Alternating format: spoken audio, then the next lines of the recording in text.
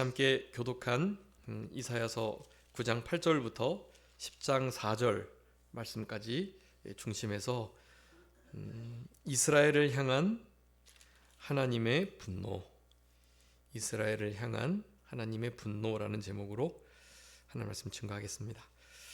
우리 지난 시간에도 8장하고 9장에 걸쳐서 우리 말씀을 살폈는데요. 오늘도 9장과 10장을 걸쳐서 말씀을 이어가고 있습니다. 우리 지난 시간이 말씀이 정말 중요한 말씀들이었는데요. 이스라엘 백성들이 꼭 우리의 모습과 닮아 있다. 하나님을 두려워하지 않고, 그러니까 두려워해야 할 자를 두려워하지 않고 믿을 만하고 신뢰할 만한 자를 신뢰하지 않는 그런 이스라엘 백성들. 그래서 이사야 선지자는 고백합니다. 그 이스라엘로부터 하나님의 얼굴이 돌이켜져 있지만 나는 그 얼굴을 돌이키신 하나님의 그 얼굴을 기다리겠다. 그 얼굴을 바라보고 그의 얼굴에 돌이키시는 은혜를 소망하면서 기다리겠다. 그 말씀을 기다리고 그의 얼굴을 주목하여 바라보겠다. 그렇게 고백을 하였습니다.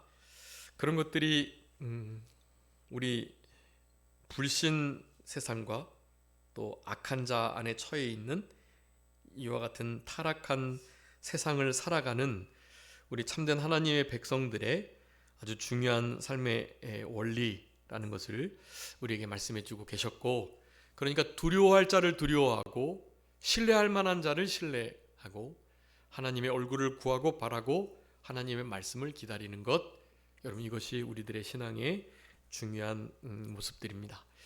마지막 때는 이제 진짜 인내가 필요한 것 같아요. 사랑에는 희생이 또 수고가 따라야 되는 것처럼 믿음에는 행함이 있는 역사가 당연히 있어야 하는 것처럼 소망을 향해서는 인내가 있어야 된다. 우리 예수님께서 다시 오실 것을 확신하고 그 확신 속에서 나름 희생하면서 그렇게 소망을, 하나님이 오실 것을 기대하고 바라고 기다리면서 의지하면서 그렇게 소망을 가지고 살아가는 그런 우리들에게 인내가 반드시 필요하다. 인내는 우리 이기선 목사님도 그렇고 우리 이병기 목사님도 그렇고 참는 것이 신앙이라고 많이 강조하십니다. 첫째도 진실, 둘째도 진실, 셋째도 진실이지만 그 진실함이 우리 속에서 역사하고 그것이 우리의 신앙에 잘 그렇게 자리 잡으려면 뭐 해야 된다? 참아야 된다. 인내해야 된다. 인내하고 견디고 오래 참고 해야 한다. 인내하고 오래 참고 견디는 것, 그것이 뭐라 그랬죠? 고린도전서 13장에 인내하고 견디고 오래 참는 것, 사랑입니다. 그게 그러니까 사랑이라는 계명에는요 모든 게 다 들어가는 거예요. 사랑으로 말미암는 믿음, 그 사랑을 바탕으로 한 소망, 사랑이 곧 인내하는 것인데 그 인내 안에는 주님을 향한 사랑이 녹아져 있어야 하고, 또 우리 형제들이나 누군가가 실수해서 돌아오기를 기다릴 때, 탕자가 둘째 아들이 돌아오기를 기다릴 때 그들을 향한 사랑이 전제가 되어야 기다림이 있잖아요. 근데 우리는 그냥 무작정 기다리는 게 아니라 약속 있는 기다림, 하나님의 말씀을 근거한 약속 있는 기다림이니까 그 기다림은 결코 지루하지 않고 도리어 설레는 과정이 되는 것입니다. 그런 기다림 속에서 현실은 좀 암담하고 낙심할 만하고 또 하나님의 진노의 손길을 피할 수 없는, 오늘 본문에서 계속 말씀하죠. 가장 많이 나오는 말씀이 뭐였죠? 그러할지라도 하나님의 진노가 거두어지지 않는다. 하나님의 손이 펴져 있다라고 말해요. 이 손이 펴져 있는 건 진노의 손을 가리키거든요. 진노하시는 손이 거두어지지 않고 계속 펼쳐져 가지고 하나님의 백성들을 그렇게 계속해서 다스릴 거라는 말씀을 하시는 거예요. 하나님은 어지간하면 고아와 과부와 환난을 당한 어려움을 당한 이 처지에 있는 이들을 하나님은 그래도 불쌍히 여기는데, 그런 이들이 정말 어렵고 힘든 일을 겪어도 하나님이 하나님의 진노의 손을 거두지 않겠다고 말씀을 하시는 거예요. 네, 여러분, 그만큼 하나님께서는 이스라엘 백성들을 향한 진노가 깊으심을 나타내 주고 계시는 거고요. 우리 하나님의 진노하심에, 그래서 진노하심이 그걸 버티지 못하고 견딜 수 없으셔가지고 그런 거 아니고요. 넉넉히 그 진노를 거두시고 또 참아주시고 한번 용서해 주시고 봐주시고 그러실 수 있지만, 하나님의 어떤 인내의 한계가 있어서가 아니라 진노하심을 통해서만이 이스라엘 백성들을 회개하게 하고 다시 돌아오게 하고요, 또 다른 사랑의 모습인 것을 이런 진노의 손을 거두지 않는다는 말씀을 통해서 우리에게 교훈하고 계시는 거예요. 여러분, 우리 안에 사실은 여러 가지 모양으로 하나님의 이 펴져 있는 진노의 손이 거두어지지 않는 그런 과정을 겪어 나갈 수가 있습니다. 여러분, 그럴 때 낙심하지 마세요. 믿지 않는 이들, 생명책에 기록되지 않는 이들은 그야말로 지옥 고통이고, 그렇게 하나님의 준엄하신 심판과 진노 가운데 있다가 결국에는 마지막 둘째 사망의 해까지 받게 되는, 진짜 불쌍한 거죠. 근데 우리는 그렇지 않다라는 것.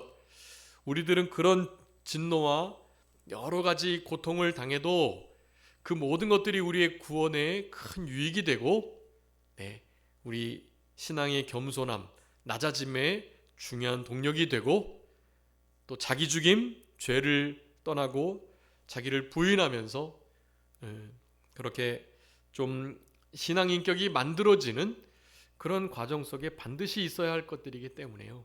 그런 것들 중에도 우리는 소망을 품을 수 있고 도리어 그것을 크게 기뻐하고 감사할 수 있다라는 것을 우리가 생각하면서 우리 지난 시간의 말씀들을 그렇게 살펴봤습니다. 그러니까 두려워할 자를 두려워하고 신뢰할 자를 신뢰해라 라는 것이 그 8장 11절부터 15절 그 부분이었고요. 16절부터 22절 마지막 절까지는 하나님 말씀을 바라고 기다리겠다. 이사야 선지자의 고백이에요. 이스라엘 백성들은 전혀 그와 같은 삶을 못 살아가는데 우리 이사야 선지자가 그런 고백을 하면서 이스라엘 백성들을 그렇게 교훈하고 계십니다. 약속 있는 기다림.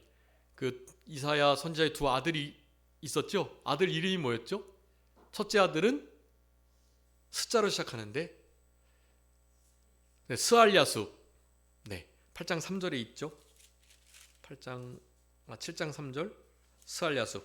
그리고 8장 3절에는 둘째 아들은 마헬살랄 하스바스.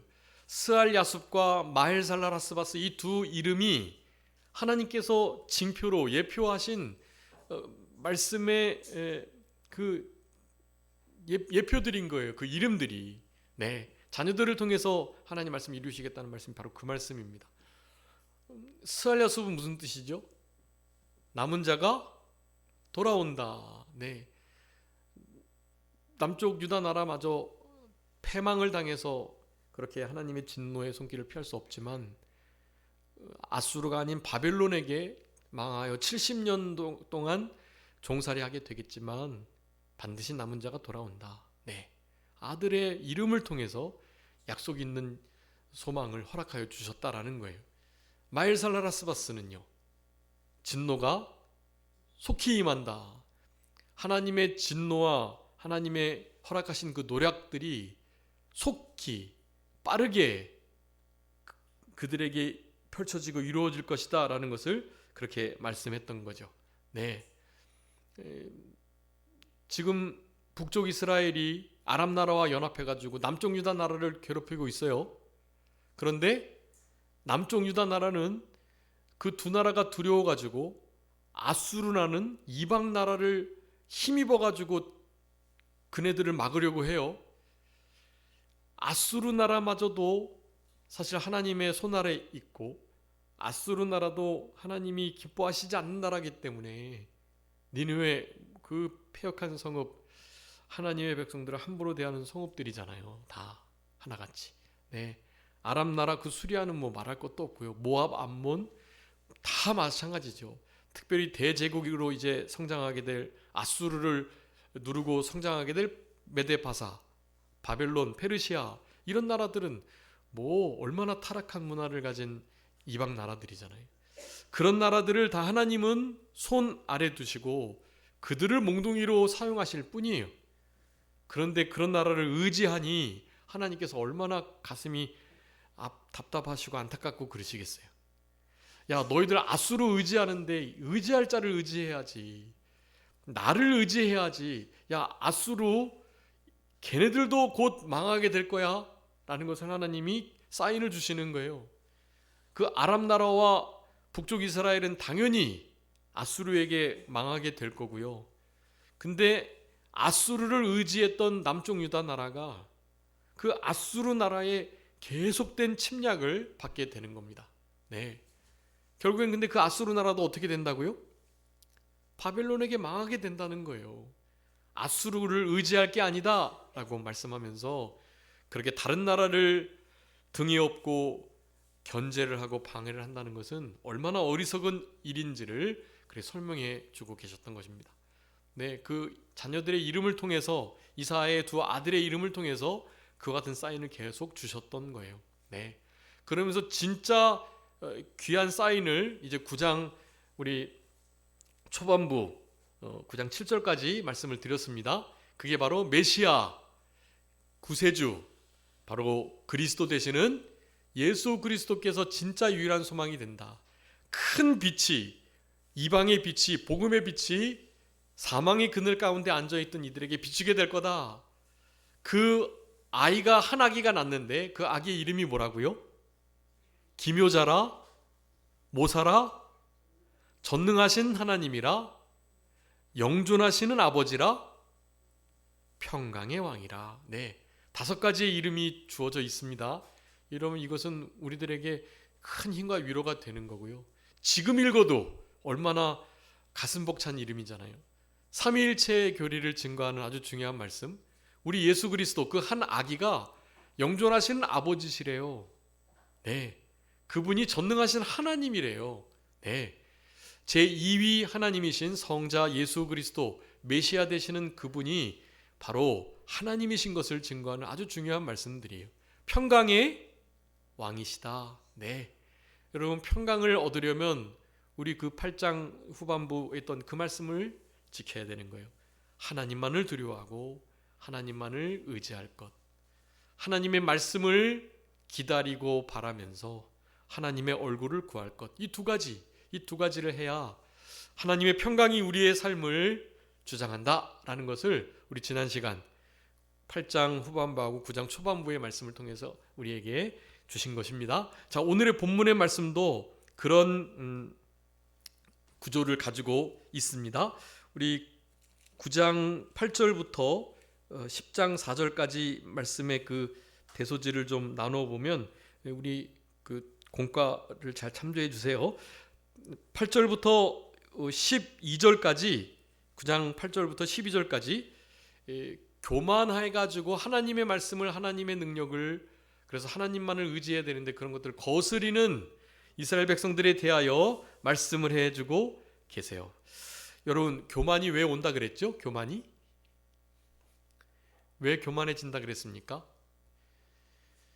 네, 하나님이 도와주셔가지고 일이 잘 되니까, 강성해지니까, 부요해지니까, 점점 더 강력해지니까 그것을 가지고 하나님 없이도 어떻게 해보려고 하는 시도가 일어나기 시작하는 겁니다.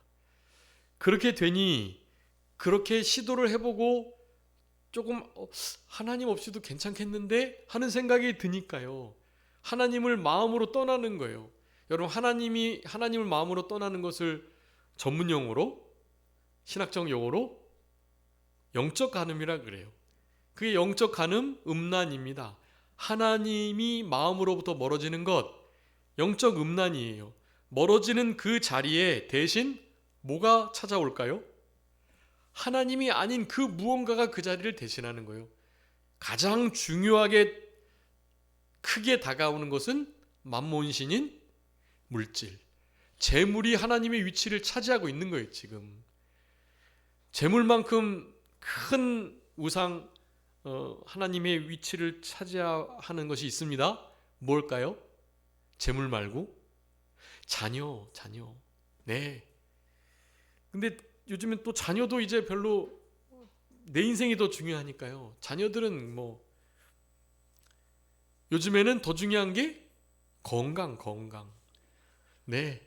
재물, 건강, 자녀, 그리고 나의 어떤 남은 여생을 향한 나의 계획들, 내가 추구하고자 하는 바, 이런 것이 사실 하나님의 자리에 올라와 있는 이런 상태에 놓여 있습니다. 그렇지 않은 것과 그런 것을 구분하기가 정말 어려워요. 하나님을 우선순위 두고 사실 그런 것들을 추구하는 건 괜찮은 거예요.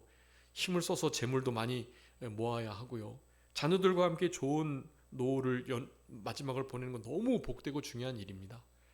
그리고 내가 가지고 있는 건강을 통해서 여생 믿는 일 잘하면서 그렇게 여가를 즐기는 일, 너무나 중요한 일들이에요. 그거는. 그런데 당연히 하나님의 나라와 그 말씀과 하나님께서 마음 쓰시는 것과 하나님의 관심이 있는 곳, 그런 것을 우리가 먼저 우선순위 해야죠. 그거 한 다음에 말씀드렸던 것들을 하면 괜찮은 거예요. 그런데 그것을 균형 잡게 또 우선순위를 하나님께만 먼저 우선순위를 두고 하는 것이 상당히 어렵다. 네, 상당히 어려운 것을 우리는 인정하고, 그래서 어느 정도의 희생은 각오를 해야 하는 것입니다.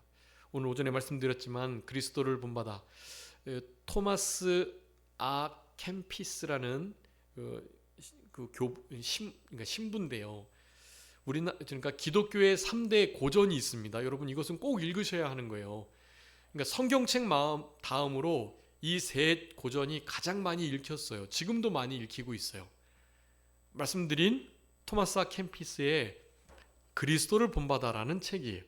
여러분 이것은 무조건 읽으셔야 합니다. 저도 이것은 시간이 날 때마다 읽는데요.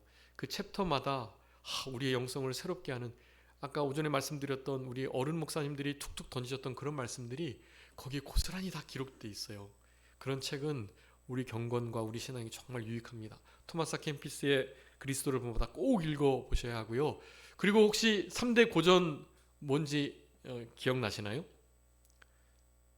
성 어거스틴의 고백록. 네. 그리고 마지막 하나가 존 버년의 철로 역정. 여러분 이 세 가지 책은요 무조건 읽으셔야 돼요. 네. 여러분 이 책은 이제 어느 정도 성숙한 성도들이 읽을 때 더 아주 깊은 그 울림을 얻게 됩니다. 제가 신학교 때 읽고 또 대학생 때도 이렇게 읽고 그랬는데요. 그때는 사실 요즘과 같은 그런 감동이 좀 없었거든요.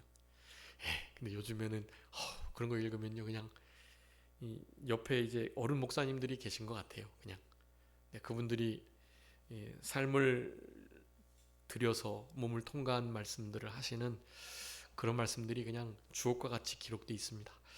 여러분 존 버년의 철로 역정, 그 다음에 성 어거스틴의 고백록, 그리고 토마스 아 캠피스의 그리스도를 본받아, 이런 책들을 늘 옆에 두시고 성경 읽으시면서 이런 책들은 항상 다독 많이 읽으면 읽으실수록 우리 신앙이 큰 유익이 된다라는 것을 여러분 기억해 주시고,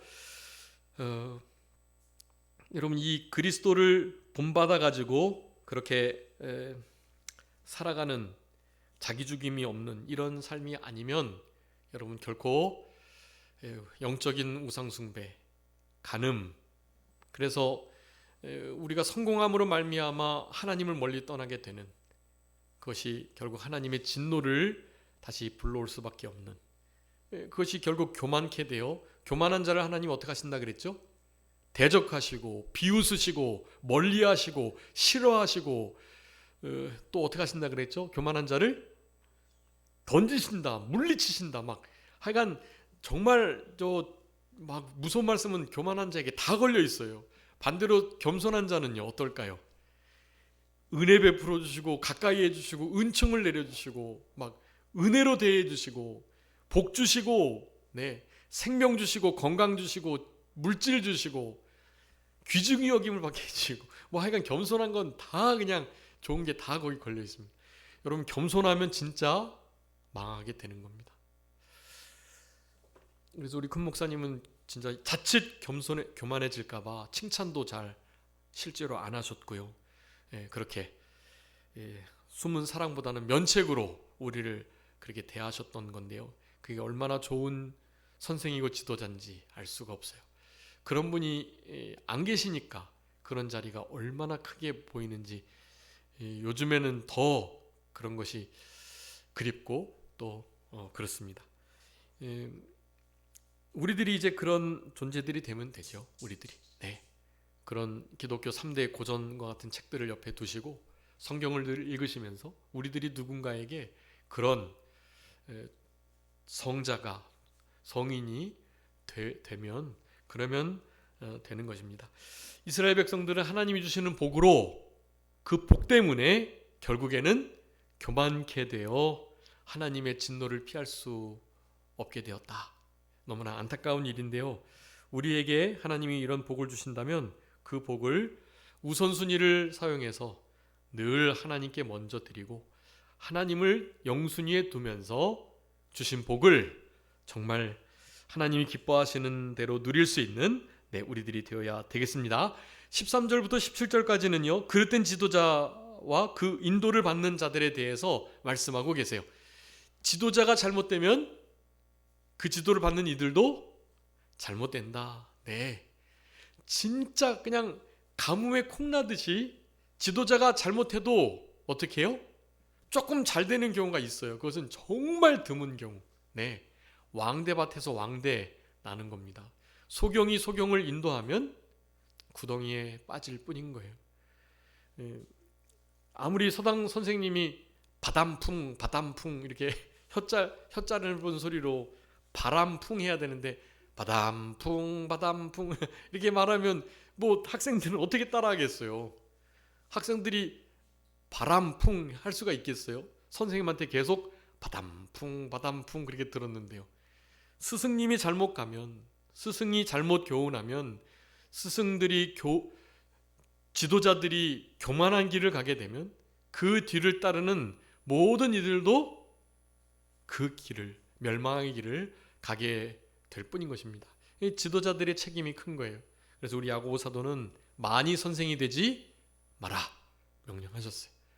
선생되지 않는 것이 좋습니다. 저도 우리 자녀들이 만약에 선생된 어떤 지도자의 길을 간다 그러면 가지 말라고 그럴 거예요. 목사 되지 말고 좋은 장로가 되라. 네, 그렇게 교훈할 겁니다. 그렇게 많이 말했어요. 말은 하긴 했는데요. 네. 지도자 되는 것보다 좋은 멤버십이 돼서 지도자 이상의 본을 보이는 삶을 살아가면 그거 좋은 겁니다. 그것이 좋은 거예요.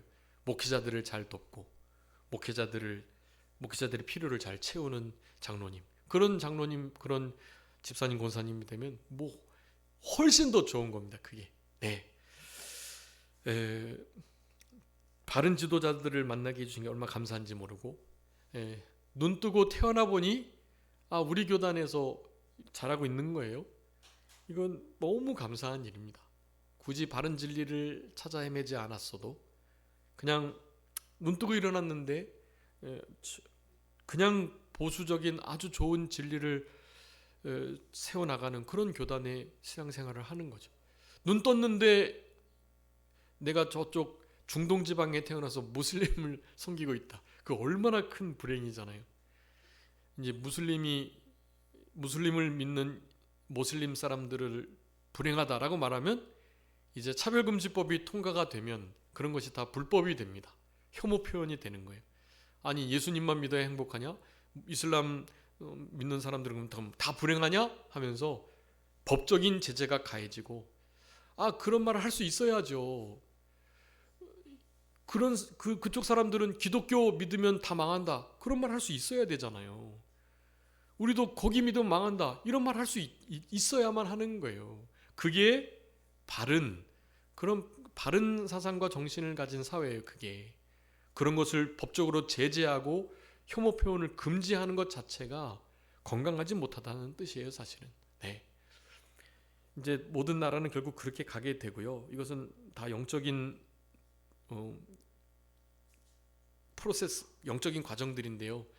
그런 일이 있어야 기독교라는 이 아주 배타적이고 기독교만이 유일한 진리라고 말하는 이 기독교와 교회를, 하나님의 나라를 누를 수가 있거든요. 그런 표현이 제재가 되지 않으면 기독교를 어떻게 해볼 수가 없어요. 이 자유로운 기독교를. 예수님만이 구원의 길이다 막 이렇게 외치는 기독교를 어떻게 막겠어요. 법적으로 제재를 하지 않는다면. 네. 그렇지만 사탄은 교묘하게 이제 우리를 타락시켜서 예수님 안 믿어도 구원받을 수 있다라고 외치는 목사들이 있죠. 네. 불교에 가가지고 너희들에게도 구원이 있다고 말하는 목사가 있으니까요. 우리 교단의, 우리나라의 큰 교회 목사님들이 불교에 가서 많이 그런 말씀들을 하셨습니다. 네, 다원주의, 모든 종교의 정상은 같기 때문에 올라가는 방법이 좀 다를 뿐, 예수님을 믿건 마호메트를 믿건 불교 부처를 믿건 어쨌든 그 길을 따라서 정진하기만 하면 그 정상 꼭대기 정상에는 같이 다 모인다, 그런 말을 하는 거예요. 예수님 없어도 부처를 통해서, 마호메트를 통해서, 알라를 통해서 충분히 열반의 해탈의 경지에 천국에 이룰 수 있다, 그렇게 말을 하는 시대를 지금 이미 우리는 살고 있습니다. 그러니 뭐 말은 다 했지만요, 어쨌든 진짜 건강한 좋은 사회라면 예수님만이 유일한 구원입니다 라고 외칠 수 있어야 하고, 아니다, 마호메트만이 진짜 구원이다 라고 말하는 것을 우리가 함부로 대하지 않아야만 그게 좋은 사회인 거예요. 그런 마음들을 가지시면서 좀 균형 잡히고 그렇게 그 와중에서도 바른 진리를 세워나가는 우리들이 되어야 되겠습니다. 18절부터 21절까지 자기 형제들을 불쌍히 여기지 않는 이들에 대한 말씀들을, 죄들을 하나님께서 지적하고 계세요. 이스라엘 백성들이 이런 모든 죄들 때문에 결국에는 하나님의 진노의 손이 펼쳐지는 것이 오므라들지 않고 계속 손이 펼쳐져 있는, 하나님의 진노를 받을 수밖에 없는 상태에 있다라는 것을 말하는 거죠. 10장도 계속됩니다. 10장 1절부터 4절까지는 압제하는 것에 대해서, 특별히 약한 자들, 불의한 법령을 발표하고 불공평한 판결을 내리고, 여러분 딱 우리나라의 모습을 지금 보고 있습니다. 법령들이요, 제가 그 법령들 좀 보내드리려고 그랬는데 만약에 제가 그것을 이제 카톡으로 보낸다면, 제가 개인적으로 한 분 한 분께 보내는 건 뭐 괜찮을 수 있겠는데, 우리 카톡을 통해서 제가 보내려고 했거든요. 근데 그렇게 되면 혹시 그 법령에 대해서 또 다른 생각을 가지고 계신 우리 성도님이 혹시 계실 수 있을까 봐, 저는 이거 반대해 주세요라고 이 법을 이렇게 반대해 달라고 제시를 해드렸는데, 도리어 그것을 이걸 왜 목사님 반대하라 그러지, 이거 찬성해도 되는 것 같은데 라는 생각이 혹시 드실까 봐, 그래서 제가 그렇게는 못하고 있는데요. 이제 그런 어떤 가치 판단, 사리 판단이 전혀 들지 않고 생각할 필요도 없는, 사실 그런 법들은 좀 보내드리고 싶어요, 사실은. 근데 여러분 지금 이게 지금 너무너무 막 그냥 문제가 심각합니다. 반대를 하고 반대를 해도요, 같은 이름으로 또 다른 법을 계속해서 만들어내요.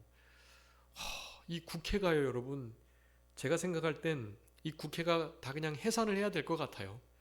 지금 우리 국회는 지금 선진국이 말하잖아요. 우리나라의 뭐 이를테면 인구 4천만 5천만 정도 되는 규모에서는요, 국회의원이 몇 명쯤이면 된다 그래요? 많아야 100명.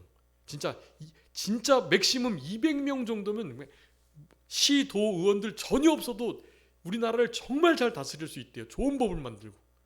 200명이 안 돼도, 그러니까 100명만 돼도 충분하답니다. 근데 많이 봐줘서 그냥 한 200명까지. 근데 지금 우리 몇 명이죠? 500명 넘잖아요. 이건 말도 안 되는 거예요. 그리고 시도의원까지 합치면요, 그런데 세금이 글로 다 나가는 거예요. 여러분, 이런 와중에 국회의원들이 자기네들 월급을 올렸어요. 이게 말이 되냐고요. 이런 시국에 자기네들 월급을 왜 올리냐고요. 더 기가 찬 건 헌재 의원들이 자기네들이 연봉을 또 올렸다네요 이번에. 이런 판결을 앞두고 자기네들 월급을 올리는 것을 했다는 거예요 지금. 아이고, 여러분 진짜 나라를 위해서 기도해 주셔야 합니다. 그리고 그 연수가 뭐 아마 정해져 있어서 소급이 된대요. 3월에 고쳐도 1월 달 거부터 다 소급돼서 인상이 된답니다. 그런 데가 어디 있습니까? 그렇게 될 거라면 이런 것들 다 판결하고 난 다음에 하지 왜 이때 그런 일을 하냐고요. 이게 진짜 평범한 시민들이 생각해도 왜 저런 분들이 저런 생각을 하실까 그렇게 생각이 들 정도로 정말 형편없는 길을 가고 있어요. 왜 그럴까요 여러분? 견제가 되지 않아서 그래요. 견제가. 그네들이 무서워하는 세력이 없는 거예요. 그러니까 자기네들 마음대로 하는 거예요. 근데 이제 이번에 진짜 많이 반대 집회들이 있었죠. 그러니까 그나마 헌재가 결정들을 함부로 내리지 못하고 있는 거라고 할 수가 있겠습니다. 여러분이 기도를 많이 해 주시기도 하셨고 그 일에 부모님들이 계속해서 나가가지고 지금 그렇게 소리를 내고 계시는데요.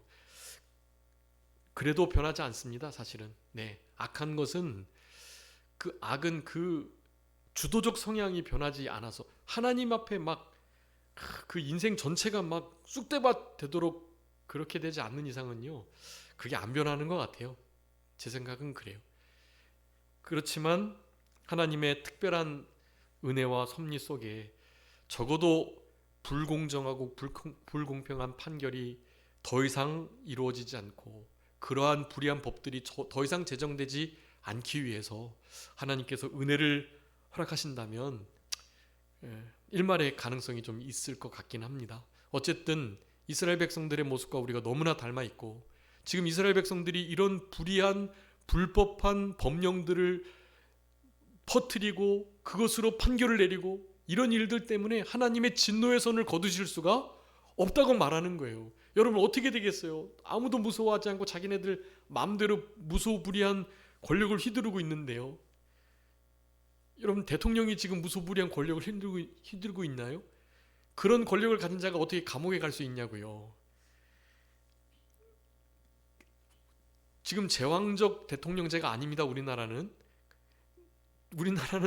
대통령이 탄핵이 되고 그리고 탄핵 전 구치소까지 갈 수 있는 나라에 우리나라는 어마어마한 자유대한민국입니다. 실제로 제왕적 대통령제는 없어요. 지금 입법, 사법, 행정이 서로를 견제해야 합니다. 그것을 국민들이 나서서 관찰해야 하고요. 이 일이 공화정이라고 하는데 이걸 공화국이라고 하는데 이 일이 잘 이루어져야 하는데 지금 그게 시스템적으로 무너져 있는 때예요. 입법기관이 행정과 사법을 악영향을 계속 미치고 있는 지금 시스템입니다. 이게 이런 것을 인하여 하나님이 만약에 손을 쓰신다면 어떤 몽둥이를 드실까요? 전쟁의 몽둥이를 드시는 거예요. 여러분 이스라엘 백성들을 하나님께서 전쟁으로 다스리는 겁니다. 아람 나라와 북쪽 이스라엘이 쳐들어 내려오고 아수르가 계속해서 공격해오고 실제로 바빌론이 이스라엘 백성들을 숫대만 만들었잖아요. 남쪽 유다를. 그러니까 이런 일들이 없어진 거예요. 여러분 이런 일들은 그렇게 하나님이 전쟁의 몽둥이를 들지 않고서는 어렵습니다. 이렇게 많이 기울어진 상태는. 그래서 우리나라는 좀 소망이 없습니다. 솔직히 말하면 이와 같은 현상을 어떻게 해볼 도리가 없어요. 전쟁이 나지 않는 한 참 어렵지 않을까. 전쟁 이상의 심각한 하나님의 어떤 회복의 부흥의 역사를 일으켜 주시지 않는 이상에는 진짜 좀 어려울 것 같다는 생각이 많이 듭니다.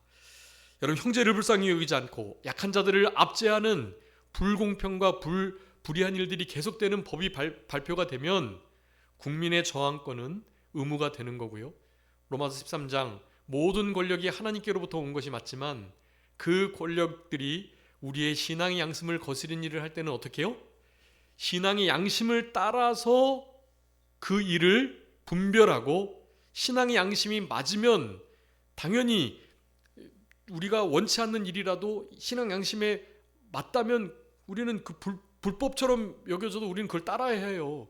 그런데 그것이 신앙 양심에 맞지 않는 하나님의 뜻에 어긋나는 것이라면 아무리 하나님께서 주신 국가의 권력으로부터 나온 명령이라 할지라도 그걸 들으면 안 돼요.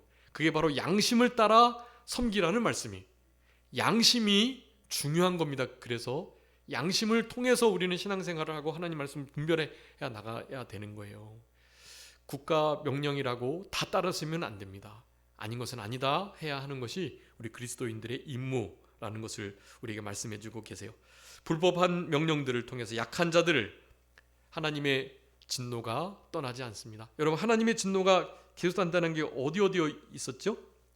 12절에 하나님의 여호와의 진노가 돌아서지 않고 그의 손이 여전히 펴 있겠다. 체크해 주세요. 17절에도 있죠. 여호와의 진노가 돌아서지 않고 그의 손이 여전히 펴져 있겠다. 21절, 여호와의 진노가 돌아서지 않고 그의 손이 여전히 펴져 있다라고 말씀합니다.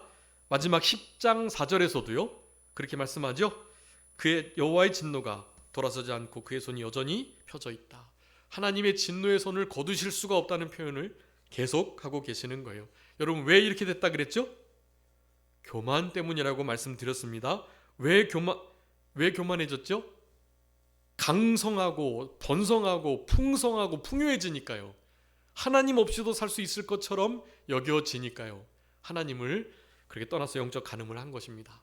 그러면서 그거에 대한 핵심 진리를 13절에 이렇게 밝히고 계세요. 13절, 우리 9장 13절입니다. 그리하여도 그 백성이 자기를 치시는 이에게로 돌아오지 아니하고 만군의 여호와를 찾지 아니했다. 반대로 말하면 두 가지 하면 하나님이 회복의 역사를 주신다는 거예요. 하나님께로 돌아오고 만군의 여호와를 찾고, 이 두 가지 하면 된다는 거예요. 여러분, 이거 두 가지 하는 사람들이 어떤 사람들이었죠? 우리 이사야 10장의 후반부에 지지난해 표 말씀요. 두 가지. 어떤 자? 남은 자가 어떤 자라 그랬어요? 우리 10장 한번 읽어봐 주세요. 20절.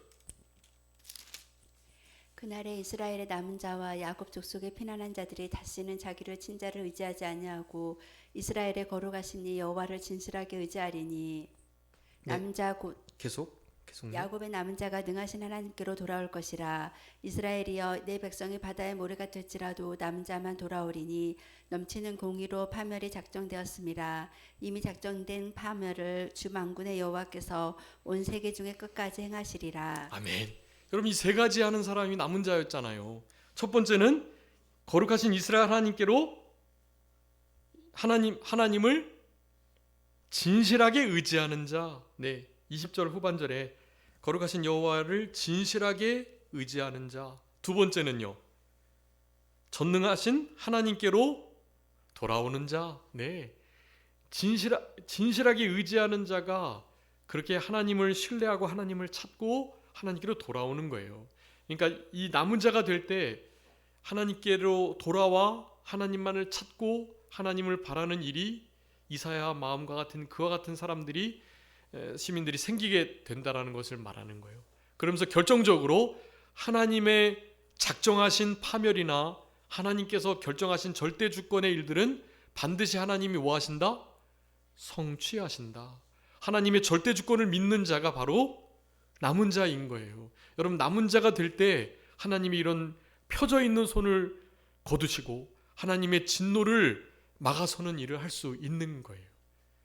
우리 하나님을 진실하게 의지하시고 하나님께로 전능하신 능하신 하나님께로 늘 돌이켜 돌아가는 생활을 하면 하나님의 절대 주권을 믿고 우리에게 일어나는 나쁜 일도 감사하고 좋은 일은 하나님께 찬송드리고 나쁜 일이 있으면 그걸 가지고 회개하고 낮아지고 겸손해서 하나님이 더 좋은 거 주시겠지 하는 믿음을 가지고 오히려 기뻐하고 감사하는 신앙으로 어려움을 통과하는 거죠. 절대 주권을 믿는 자의 양통신앙입니다. 살아도 좋고 죽어도 좋고 죽으면 더 좋고 주님 만나니까요. 영원한 천국의 문이 열리니까요. 우리는 그런 양통신앙을 가지고 있는 자들이잖아요. 우리들만이 남은 자가 돼서 하나님의 진노를 이 펼쳐져 있는 주님의 진노의 손을 거두실 수가 있게 할 수 있는 자들이라는 것입니다. 여러분, 한 주간 우리 남은 자와 같이 우리 여호와 하나님을 진실하게 아주 신실하게 의지하시고 능하신 하나님께로 돌이키는 생활, 하나님을 찾고 하나님께로 돌아오는 생활 잘 감당해 주시면서 우리 성도님들의 삶 속에 일어나는 여러 가지 어려움들도 하나님의 이 절대 주권과 예정 속에 하나님 반드시 성취하시고 가장 좋은 길로 마침내 복 주실 것을 인정하시고 감사하시면서 절대 주권을 온전히 신뢰하시는 그런 복된 신앙으로 남은 때를 살아가시는 우리 모두가 되어야 되겠습니다. 자, 기도하겠습니다. 살아계신 우리 아버지 하나님 감사합니다. 우리를 사랑하시는 하나님께서 하나님께로 하나님을 찾아 돌아오라고 하나님의 말씀을 기다리며 하나님의 얼굴을 구하고 하나님을 바라라고 우리들에게 이사야 말씀을 통해서 권고하시는 은혜를 진심으로 감사합니다. 이와 같은 마음의 상태로 이 마지막 때의 큰 환난을 7년 대환란의 어려움들을 이겨낼 수 있는 우리 산정교회 모든 성도님들 다 되게 해주시기를 간절히 바라옵고 우리는 연약하고 부족하고 죄 많고 너무나 형편없는 그와 같은 자들인 것을 주님 고백드리오니 그저 주님 불쌍히 여겨주시고 우리와 같이 해주셔서 우리가 가지고 있는 여러 가지 문제와 어려움들을 주님 덮어주시고 그 모든 것들을 우리 주님께서 주님의 능력이 머물므로 도리어 우리의 강함이 되는 복된 신앙의 역사, 구원의 역사가 있을 수 있도록 하나님 도와주시고 같이 하여 주옵소서. 아버지 하나님 우리나라의 여러 가지 문제 어려움들을 우리 주님께서 아시오니 그 모든 것들을 회복시켜 주시고 마지막 때의 선교 한국의 역할을 마지막 때에 한번 잘 감당해낼 수 있도록 마지막으로 한 번 더 기회를 주시기를 간절히 바라오며 그와 같은 역사가 일어날 때 진짜 복음이 편만이 증거되고 이제 주님 곧 오시게 될 그 날을 우리가 맞이할 수 있겠사오니 이 모든 역사를 우리 주님께서 주님의 열심으로 이루셨고 그 모든 작정하신 것을 반드시 성취하실 분이라는 것을 확신하며 감사하면서 우리 하나님께 온전히 붙어 있을 수 있는 우리들 다 되게 하여 주옵소서. 한 주간도 우리 주님과 동행하며 우리 주님이 기뻐하시는 사순절을 보낼 수 있도록 주님 도와주시고 한 주간의 역사를 통해서 여러 가지 어려움들이 없을 수 없겠지만 어려움들을 잘 이겨내고 하나님께 영광을 돌려드리는 복된 한 주간의 나날들이 될 수 있도록 주님 도와주시고 같이 하여 주옵소서. 모든 것 주님께 맡기옵고 살아계신 예수 그리스도의 이름으로 기도 올리옵나이다. 아멘.